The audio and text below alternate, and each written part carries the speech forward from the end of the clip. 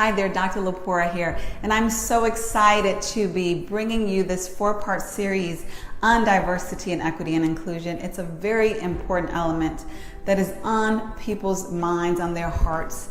And so today we're specifically looking at a diversity, equity, and inclusion maturity model that I developed. And the reason why I thought this was so important is because a lot of organizations, a lot of top powerful leaders are really confused regarding how to approach diversity, equity, and inclusion, and they're a bit overwhelmed by the ocean.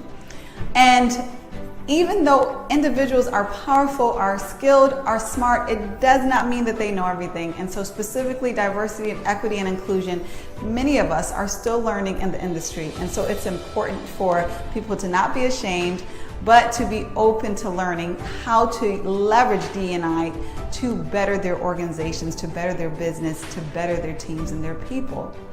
So we're going to dive into this model so that you can see a real look, a real evolution of how your organization can grow, take that journey in maturing through D&I. So first and foremost, I want to talk about these 5 levels that you see. Basic, awareness, appreciate, integrate, and sustain. This is very important because what it suggests, what it implies, and what it directly says is that you have to make an evolution journey in order to optimally manifest D&I in an optimal way within your organization. I'm not going to read everything, but I do expect you to read all of this in order to absorb it all. But the essence that differentiates these levels is going from an organization that is more reactive, more based upon what they have to do, to actually being D&I. So it's from an organization that is reactive to passive to active to proactive and then to sustaining. And so these all look very different. And so that intention of your organization, of the efforts, of the investments by your leaders, by the body, is what gets you migrating, what gets you evolving and upgrading through that journey. So what is important to understand is that basic level is one of compliance. It's that organization, and we all know that organization is a traditional 80s organization that does what it has to do in order to not get sued, quite frankly, in order to increase liabilities. And so they're going to dot their I's regarding what those government regulations are, but that's where the buck stops, because that is all they're interested in, and that's what they see the requirement as being.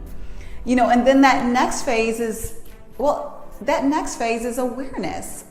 Well, okay, we see this diversity, this equity and inclusion, we understand it, and we know what it may be, and it may be a positive thing, you know, and that awareness goes more into a phase of now we appreciate it. We appreciate what diversity, equity, and inclusion is.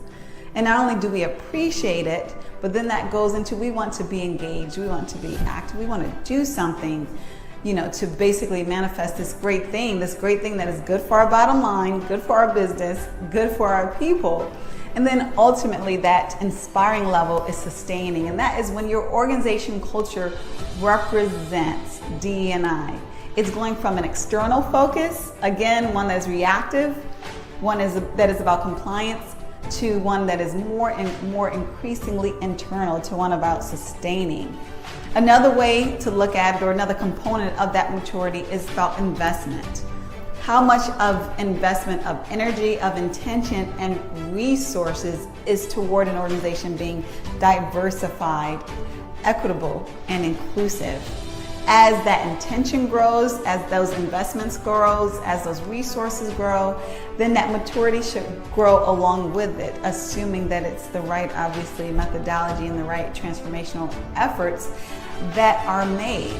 But at the end of the day, it is an approach that is from an external perspective reactive, to one that may include bringing in external professionals and consultants, then to one graduating to internal resources, and then ultimately one that is diverse, one that is equitable, one that is inclusive. And that if you were to change that, you would change the organizational culture itself. Now, I will say most organizations are not at the sustain level. not even 3% within our country at least are at that sustained level. But you absolutely should aspire to that, because that's how you get there. Just like any other business goal that we have to aspire to it, we have to develop the plan, and then we have to apply our plan, our resources in order to get there. So I hope that helps. I hope that gives more information. If you find that it may be beneficial to anyone else, please share, and don't hesitate to reach out with any questions that you may have. Love discussing this, love helping organizations to do their best in the DE&I space, and I wish you all the best on your diversity, equity, and inclusion journey.